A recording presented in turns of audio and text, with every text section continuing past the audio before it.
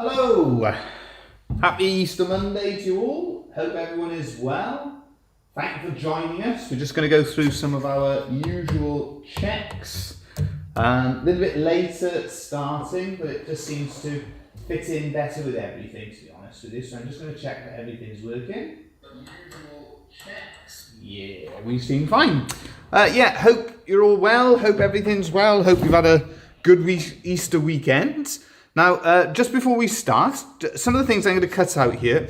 We got like a deer with the antlers, stack cut in 3 layers. So that's one thing I'm going to have a little look at doing. Just noticed that actually, I haven't done a very good job of sanding that flat. I could have done that a bit better, but there we are. Such is life. And then this one here, yeah, that's not too bad. So we got some like pine trees together and then like a mountain range. So my idea, see, with those is to put those 3 together, possibly with a backing board behind them, and to create a little bit of a scene.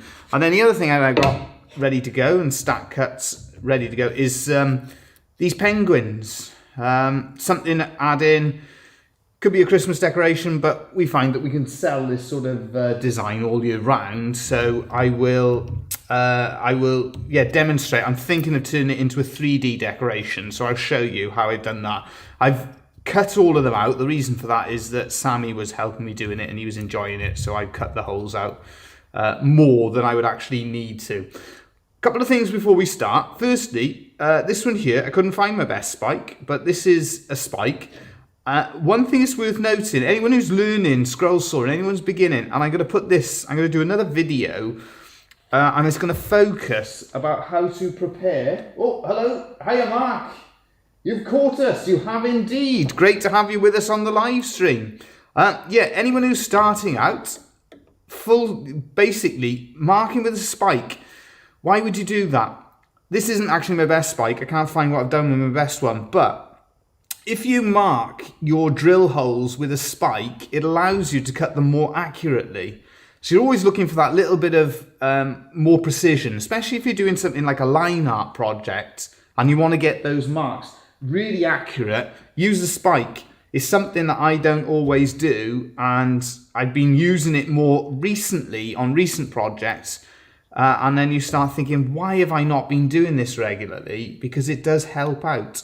And if you mark out all of those holes where you're going to drill them, the other thing that it reduces the chances of you doing is what I do from time to time, which is where you make a mistake when you're drilling your holes. If you've already marked it all out and worked out where those pierce work holes are going to go with the spike, it reduces your chances of making a mistake when you're drilling the holes. So just an idea, just to throw out there, get a spike and use it for marking out the pierce work. So first thing we're going to do, another one we're going to demonstrate. I was hearing from Chris. Chris is, he's just in the process of buying a scroll saw, and he sent me a video where they were demonstrating to see if the machine was working well or not. And I basically said I can't 100% tell because they had the machine like this with the tension bar vertical. It's just out of shot, to be honest with you. And the problem is it makes this noise. It'll function, but it doesn't sound too clever. It should purr. And so, yeah, one thing always worth noting with these scroll saws, you have to get that tension, not just at the back, you also have to adjust that tension above the where the blade goes as well. So just a few little notes that we're getting started on. Oh, hello there, Aubrey. Prananda. Yeah, same for you. Yeah, happy Easter. Happy Easter Monday. And we've got Rustic Woody as well. Afternoon. Everyone just finished my Tree of Life. Oh, lovely. Lovely projects to do they are.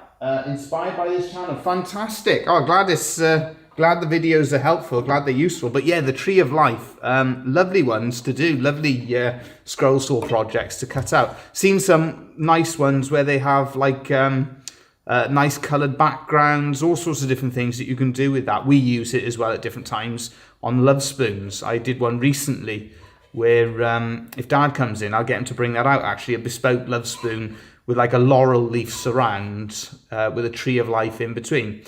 Now, this one here, one thing worth noticing, the blade I've got in here is this Nikwa Pebeco number 9. Reason for it, slightly slower feed speed, and I thought it'd give me a little bit of better control because there's some quite delicate scroll saw work to be done. But let's get straight into it. Let's cut these bits out, and then I might ask Thomas Woodcarver if he's got any ideas in terms of what background I can put these into. Any questions as we go along? Don't forget, get them into me, and we'll do our best to help out and answer anything you may want to know. Let's get started with cutting out.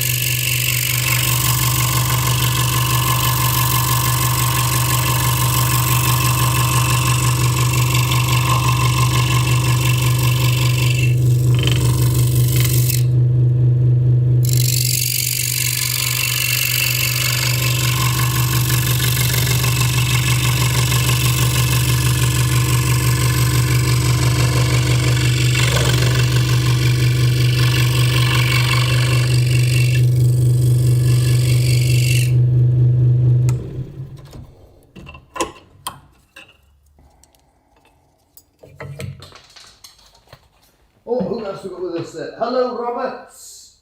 Love the woodworks. Thank you. Look forward to seeing that Lovespoon. Yeah, we'll if he comes in, we'll share that Lovespoon. So you can see, yeah, we're just starting to work on this. We haven't got any pierce work.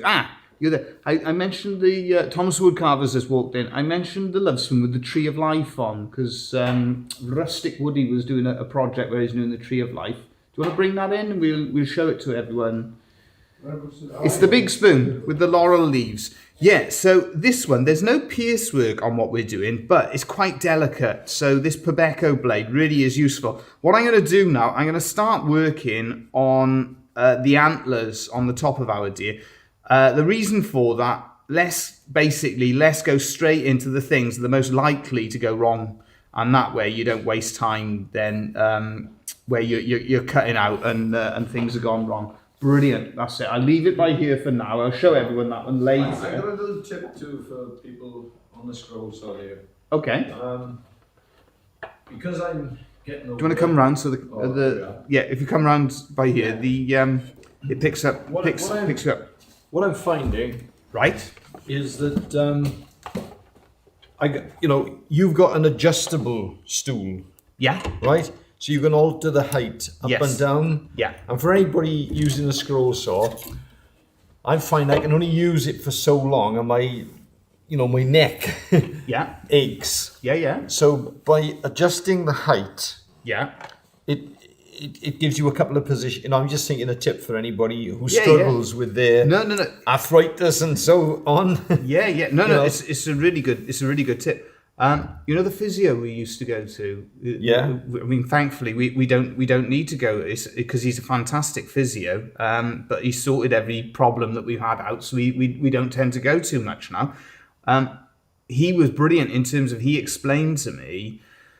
With the carving, what he said is if you do 20 minutes, half an hour, and then get up and walk around, change your position. He said that long sort of stints in one fixed position is not great for the body at all. So it stands with what you're saying. Told me before because. Right, well there we are. That's what the physio used to tell me. Well, it's very relevant because I'm finding, and my problem is as well, when I start a project, I mean, I'll give you the spoon, that I've been working on. Well, the one I was working on this morning. Right. There's an interesting one from Aubrey as well. Here's an example there, look. Okay. Yeah. That one there. I'll cover up there. Yeah. That one there. Yeah. There's at least an hour's work. Easily, at least. Cutting out on that. And I try to do it. Once I get started, I don't want to stop. Yeah, I just it's nice want to get the job done, isn't it? But it's wrong. I shouldn't be doing that. No. As you say, I should. Well, that's I what he should always be used to say. working- He used to say to me, do half an hour and Yeah, then I just shouldn't get even up, be doing that. get I up reckon and I'll then go 20 minutes. 15, 20 minutes now, and then stop, have a walk around. Yeah. And also change the height of your seat. As you said, change out of the seat, change something. Yeah. Right, we're going to have a crack at these antlers and see where we can get with those. I'm just gonna, if I pull that.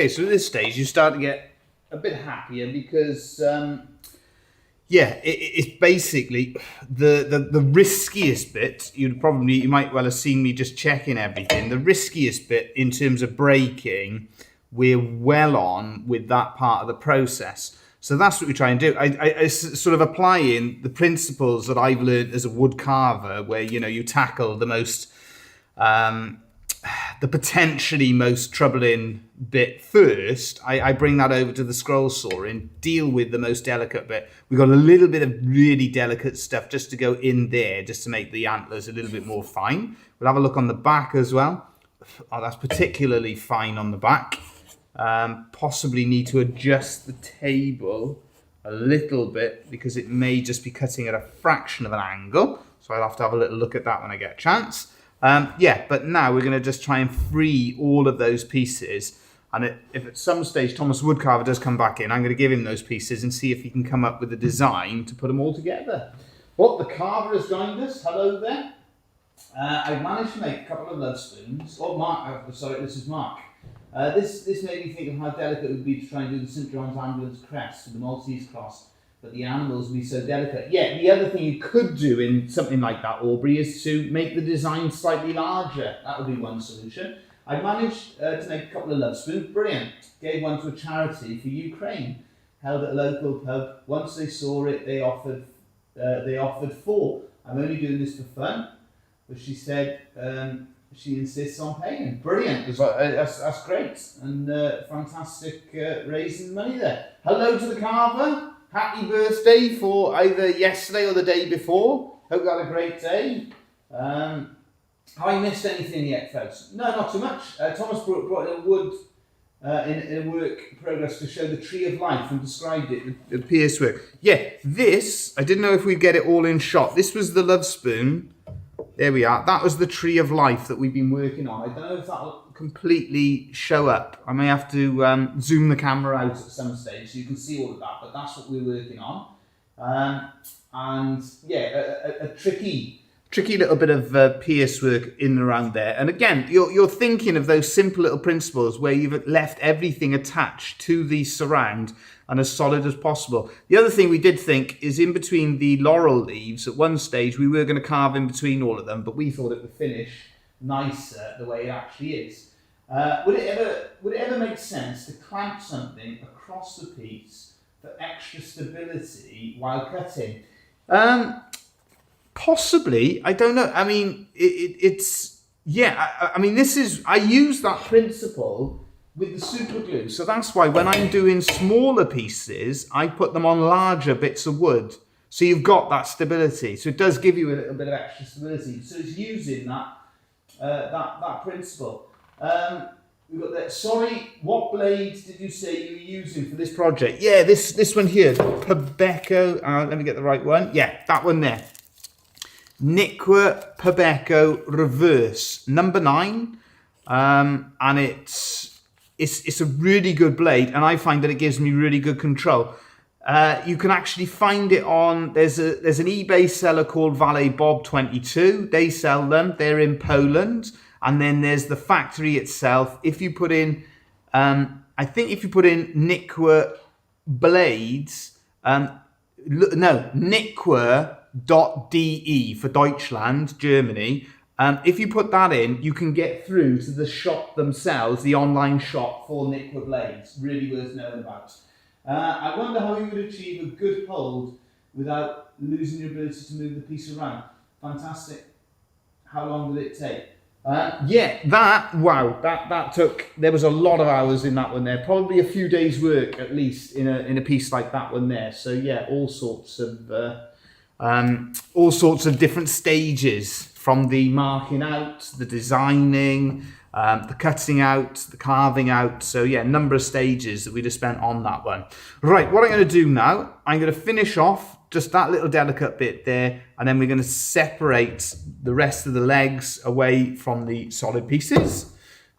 Excuse me, and then proceed across to cutting our background of the mountains and the trees. Let's give it a go.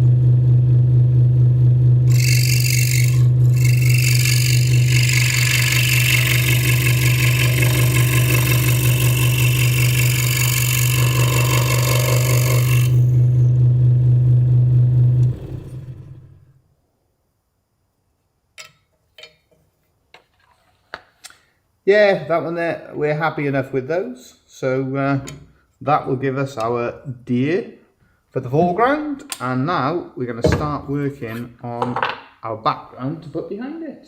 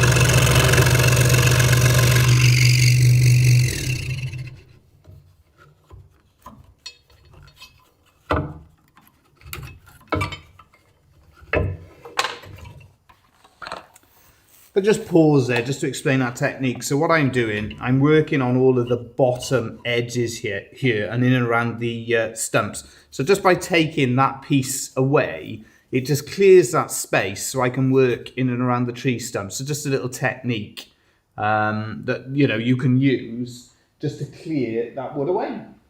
Happy belated birthday. Yes, what's up? We had a small party, so I was wondering, how would you achieve a good hold with fantastic... We had a small party for my birthday on the 16th, but it is the 17th. So happy birthday for yesterday. There we are. Yeah, I did see it on social media. I hope you had a great 2-day celebration. Hope you had a nice time. And I saw the new carving knife. Very nice too.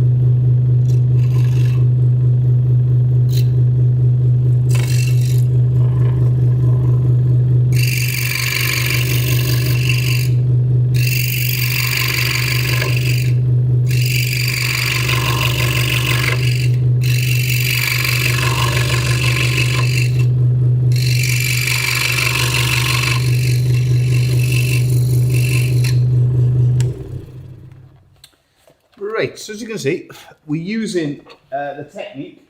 Have I missed anything? No, I haven't missed any comments. Right, we're using that technique where we're basically cutting in the one direction. So you cut diagonally in the one direction, and then you just turn the scroll saw around and you work into that edge. And it just allows you to create sharp edges, sharp finishes on what you're doing. The wood we're using, and just to go through the technique I'm going to use from here, I'm going to actually cut straight down there and there, like cut a V shape in between all of those trees, and then just go in and out just to work on all that detail. The wood we're using then, we're using ash, that's our top layer, and then the bottom layer that we've got is walnut. Now, one thing I do notice with these blades, because I'm used to using the Nicra speed blades, and one thing I do notice is it does leave a little bit more finishing, a little bit what Dad refers to as the aris, a little bit more finishing on the back edge. So that's one thing I do notice with these, but they're certainly working out to be really good blades. Yeah, so they're doing a good job for us.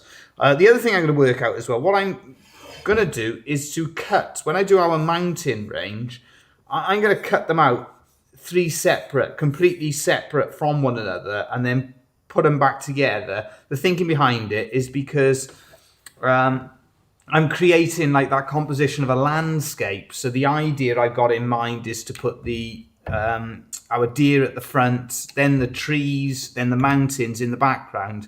But when you look at a landscape, I know you get the compression using, depending on the lens you're using, but you would generally have the mountains sort of overlapping. So we want this one at the front, that one pushed further back, and then this one in between the two. So I'm thinking about those sorts of things and how to go about it. The one thing I haven't got, though, for my picture, I haven't got a background yet to stick it on, but we may work that out as we go along. Right, so let's get into working on the tops of all of these trees, cutting these out. Again, quite delicate work, but a great blade for doing this job.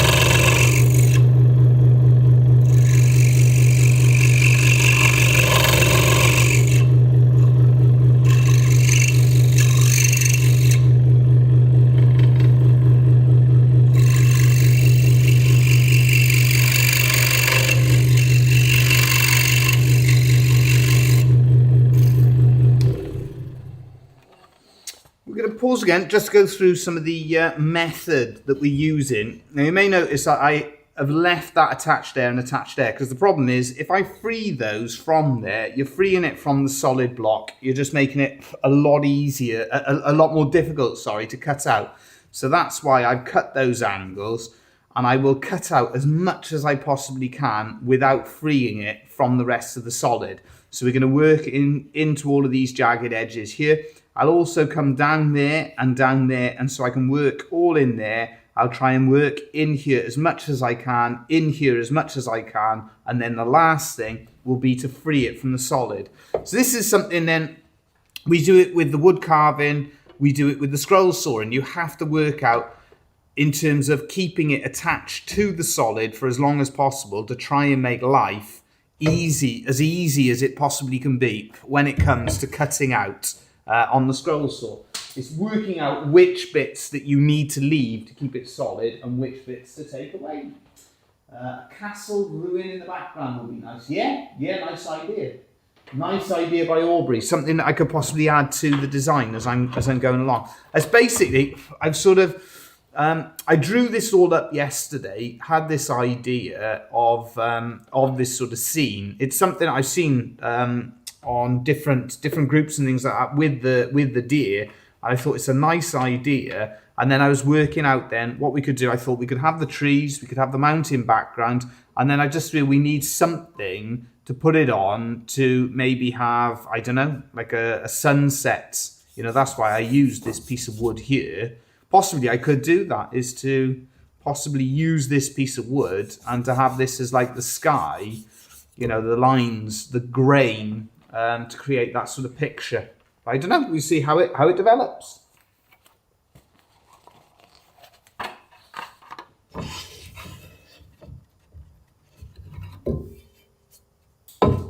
That's worth noting as well. If you're not happy, if you can feel something's not right, just check the bed. Just check. You get those little bits of wood that get in the way and can cause a problem when you're trying to scroll saw everything out.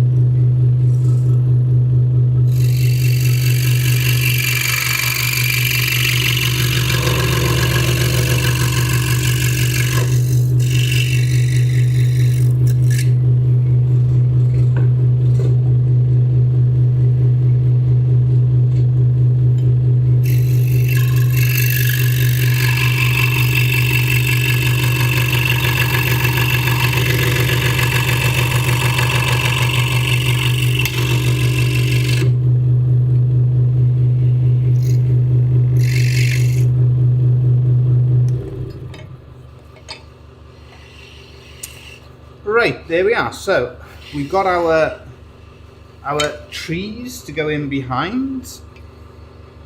So that's the sort of idea with that one, where that's going to sort of sit in behind. And then the next part to bringing this project together is to put our mountain range behind the trees.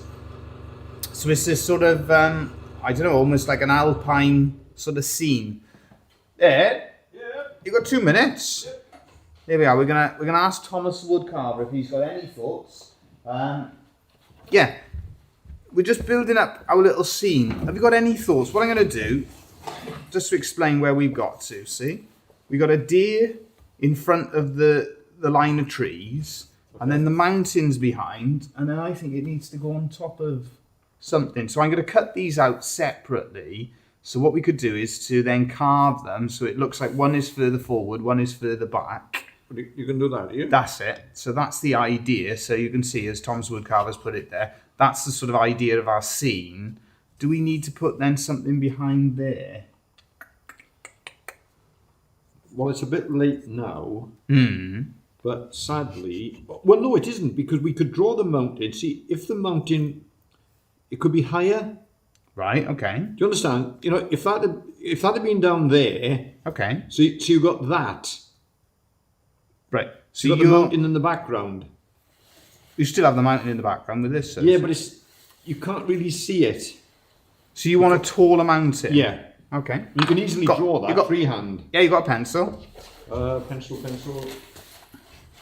Here we are. I So got that one, but it's that's fine. quite. Is that one there? That's a better one. So Thomas the Woodcarver wants a taller mountain. So let's have a little look. Right. So you have to adapt it. Let's have a little look. If we go up with that one there, like that, and then possibly, oh, I changed my mind. Got rubber. That's the rubber. Yeah, I saw the rubber over there. Here we go. This is how things adapt and evolve and change as we're going along. Rubber. It would definitely. Ah, brilliant. That's grand. So let's have a look. I think we've gone too big too soon. Too big too soon. Right. So We can draw that first one being bigger.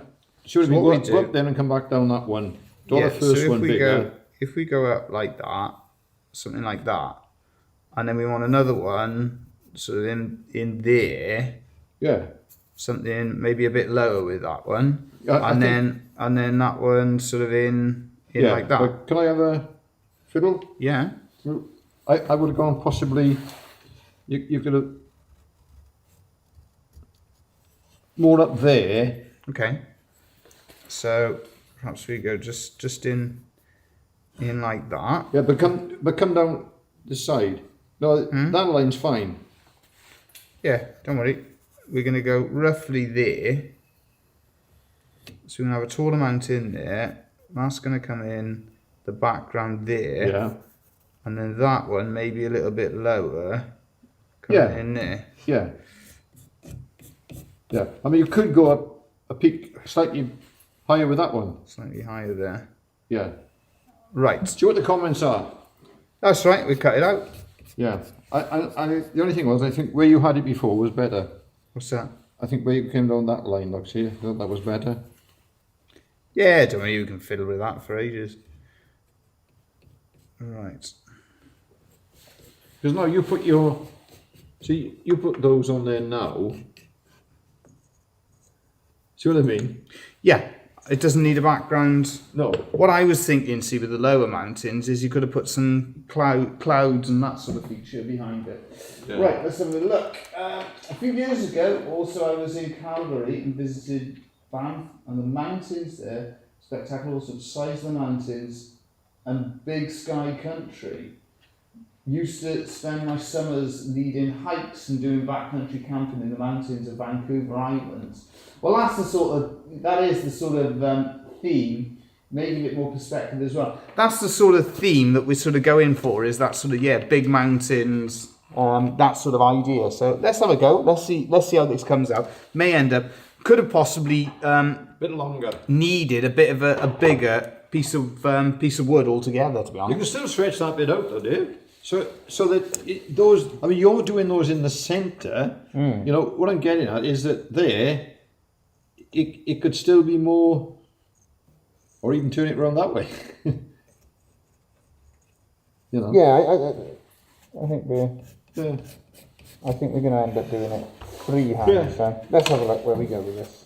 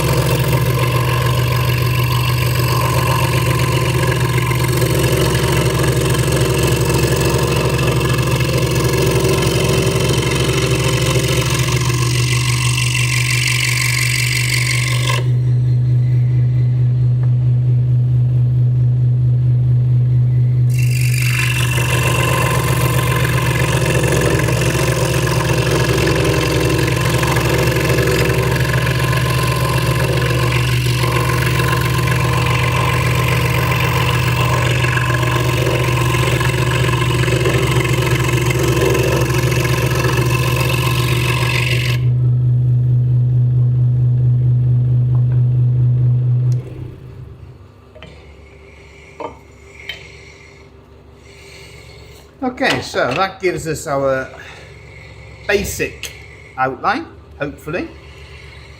So what we will try to do,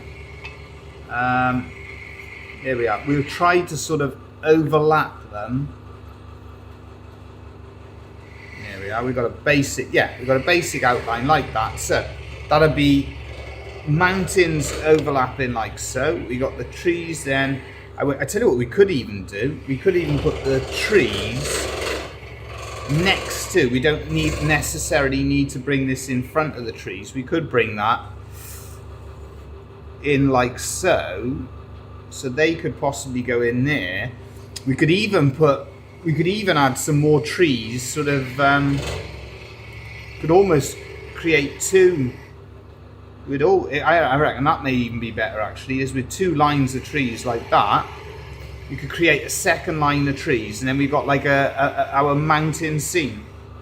So yeah, that's a possibility, is to create a second line of trees in behind our deer. I think that's sort of taking shape.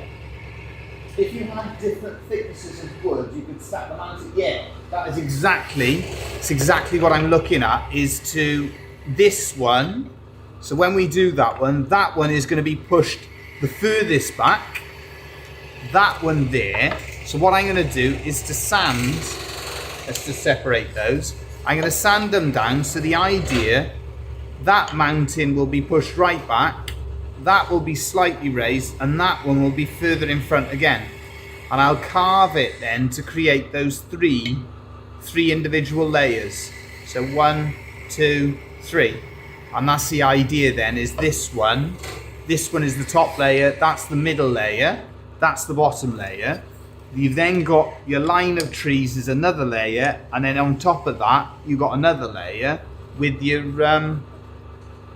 with the deer. So bit of another little tip. Always when you've got different pieces like this, I'm going to put them in my pockets because they can easily be mistaken for scrap bits of wood. So the mountains I put in my pockets, the trees and the deer, because it's distinctive, more difficult to make that mistake on. Right, I'm going to go on to this project here. This is a 3D decoration. It's a penguin one. Thomas Woodcarver's just stopped on there. There. Do you want to have a little look at this for me? Let's have a little look. Because one idea, Aubrey's got the same suggestion as I was thinking. If you sand those, what we're thinking, Aubrey suggested it, and I agree with him. I think it's a good idea. What he was suggesting, see, is if you sand those to 3 thicknesses, Right.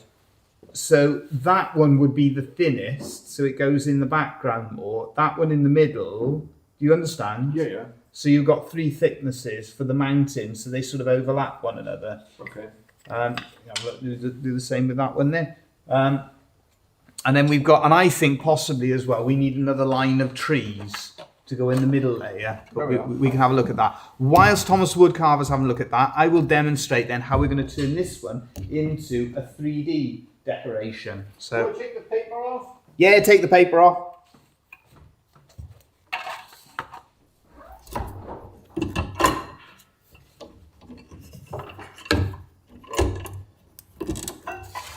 Which one is in the front?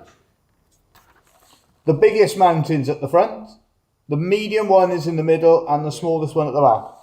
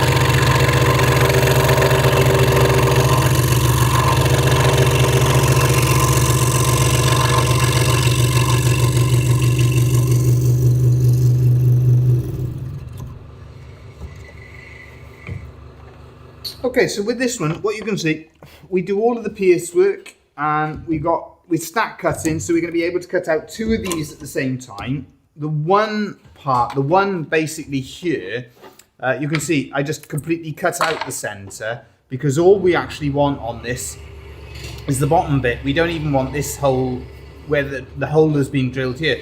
To be honest with you, what happened, I was doing some drilling with my son Sammy, and he was enjoying it, so I let him carry on drilling holes. But that's what we're going to do. We're just going to cut the surround, the bottom part of the surround of that, and then cut it in half. And then this we will cut right around the outside, including that. The idea is we cut this in half, and it'll be a 3D decoration, so we stick that on the front and on the back, in and around, to surround the penguin inside.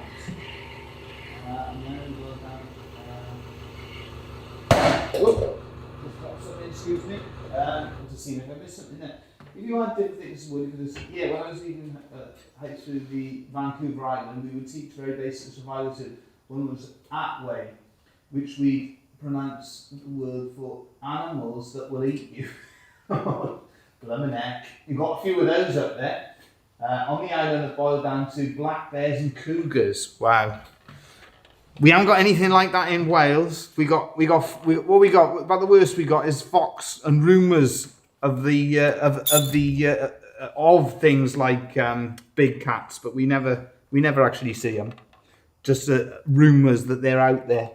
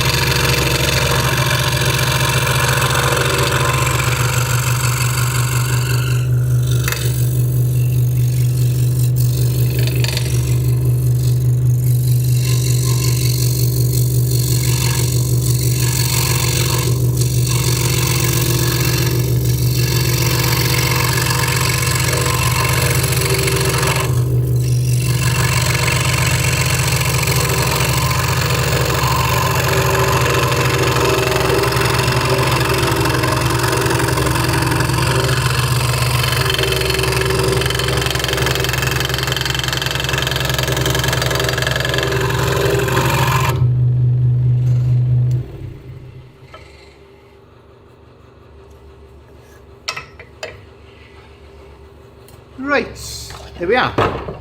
So the idea, see, is when we put it back together, we're going to have one there. There we are. One on the back, like so, and then we'll have one around the other side on the front. So we can demonstrate carving that. We can also demonstrate trying to put these ones back together and to create something out of these. Now before I move over onto the carving bench, something else we've done, let's just take this camera out in terms of moving it back out a bit further. Yesterday we did a little job. Here we are. Let's show you all. There you go. I haven't brought a new scroll saw. What I've done, I managed to get hold of the right paint called Midnight Orange, I think it's called, and we've repainted the scroll saw. So it's a 25-year-old machine and it's looking like new again. What I actually had to do, it was spray paint, and I didn't want to go and spray into the motor. And so what I actually did is I sprayed it into a little container and I painted it all on. So yeah, we've given it a new lick of paint, a new coat of paint on it. So as good as new. Something else as well that I mentioned to Chris, and something that I never mentioned before.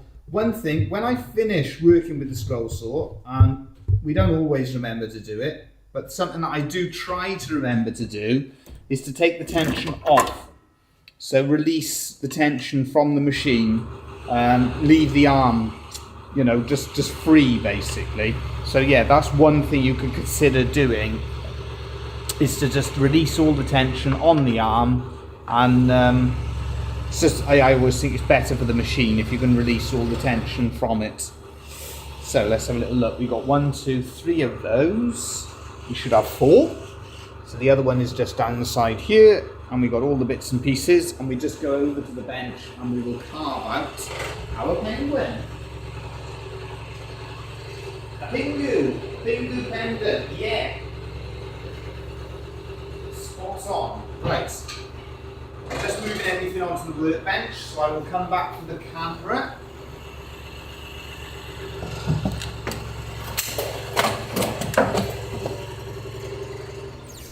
Bear with me 2 seconds, we're just closing the door to reduce the noise there as well in the background. And hopefully we can move this camera around to our workbench. Thomas the woodcarver, he's working in the machine shop. We've been tidying up in there this morning, so that's sorted out a little bit better than it was. Right, so we got that like so. And I'm going to focus us down onto...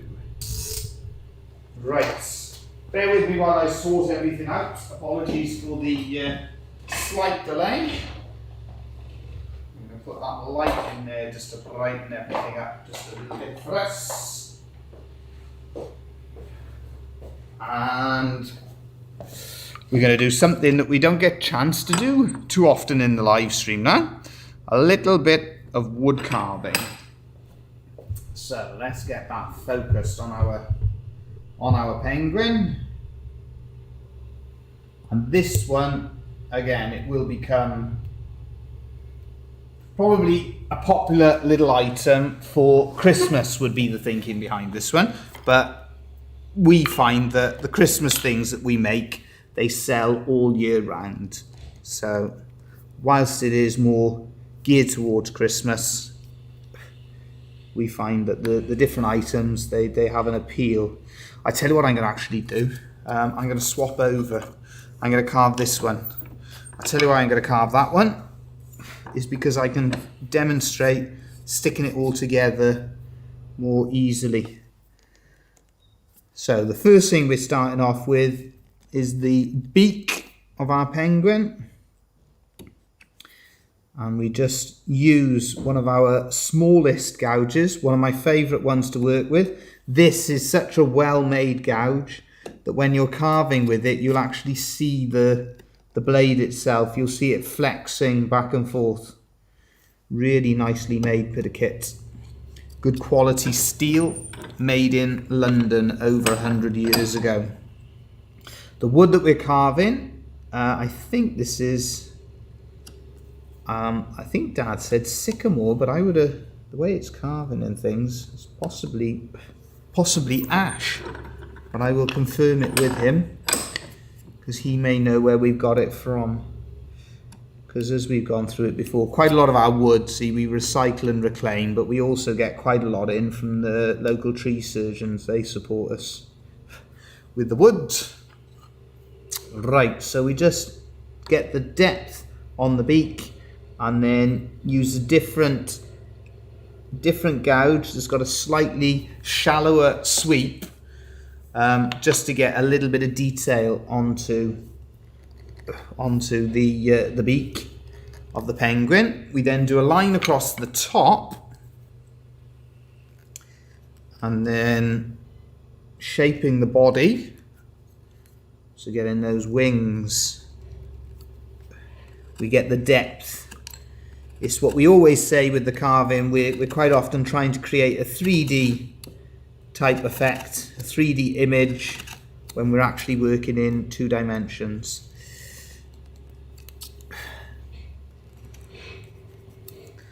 The reason as well then why we've come up with this design is because the robin proves to be our most popular of the Christmas items that we do. So you look around and you think, okay, well, if a robin is popular, what other Christmassy themed items can we come up with that is in a similar sort of ballpark? And the penguin is the perfect choice. So we push those wings back into the body, and then afterwards then, see, from here we start to shape, round it off a little bit, so you're giving more depth to what you do. And we mark it out with a vertical grain, and that makes it slightly easier for us to carve. And it's good then to demonstrate just a little bit of carving, because if you're into scroll sawing, if you enjoy scroll sawing and you're looking to develop it, one way you can develop it is to incorporate other skills.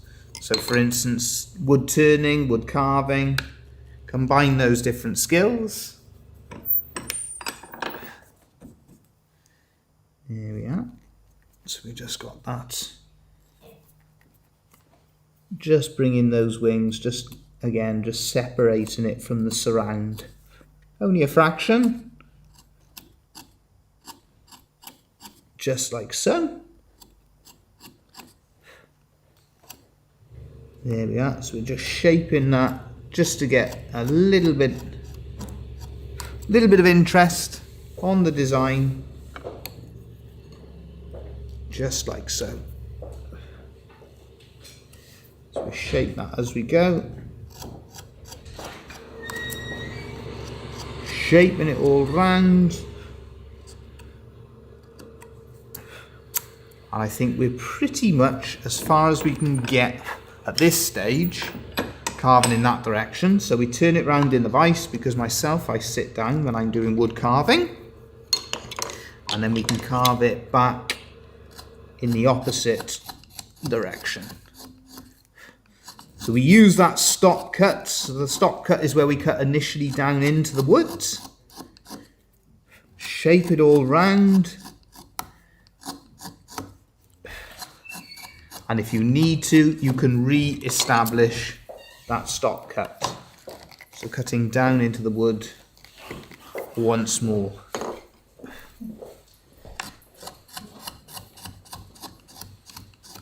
So just shaping the body, giving it that rounded off finish, like so.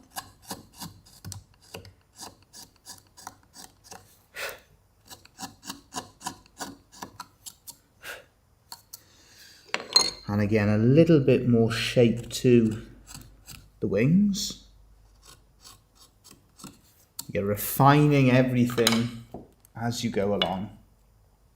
Now my full stopper I've lost, and I could really do with, but if not, we got another gouge there we can use. Yeah, we could use that one possibly instead on a There we are. We'll have a little look, see if we can find that one.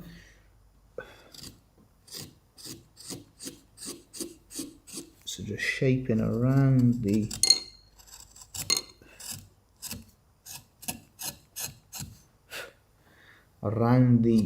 surround now.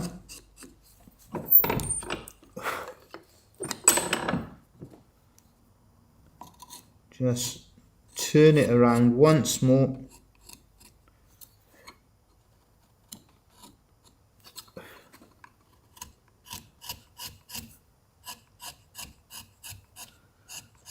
Just like so.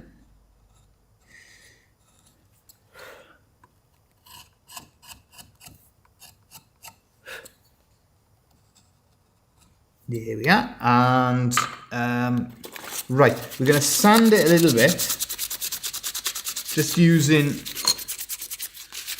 I think we're on about a P320 grit sandpaper. So just sanding that all round, trying to smooth it off, refine that finish as you're going along.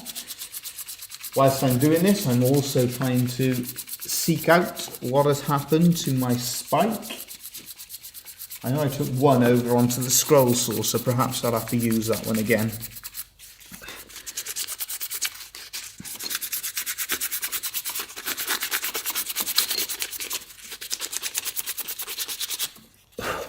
So, finish this one off. We're just going to do the feet. We get the right size gouge for this. So I think if we go up like that, and then down like that, and then the same on the other side, up like that, down like that, and then a little line to create the impression of some, that's it, just like so. Just go over the top, use those stop cuts as a barrier to create a little bit of extra definition.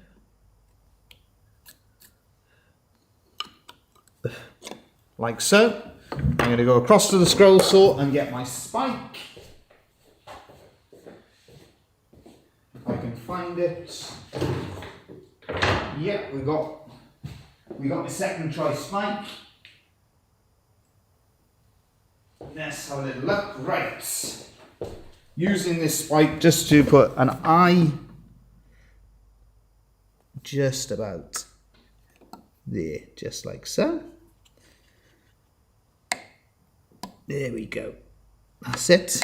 And we're going to go back over the beak as well because we sanded it. We've just lost that stop cut, just a fraction. Okay, so from here, we would basically, what we would do, we would super glue that one. I got a little bit of sand in, so I can't demonstrate it until I've sanded it all off and Thomas the Woodcarver is gone. But just to show you what I would do, I would stick one on there. I would then stick another one just in there, like so, and then a tassel on it, and that would create like a 3D decoration with that carving of our penguin inside. So a little bit of a novel little Christmas tree hanging decoration.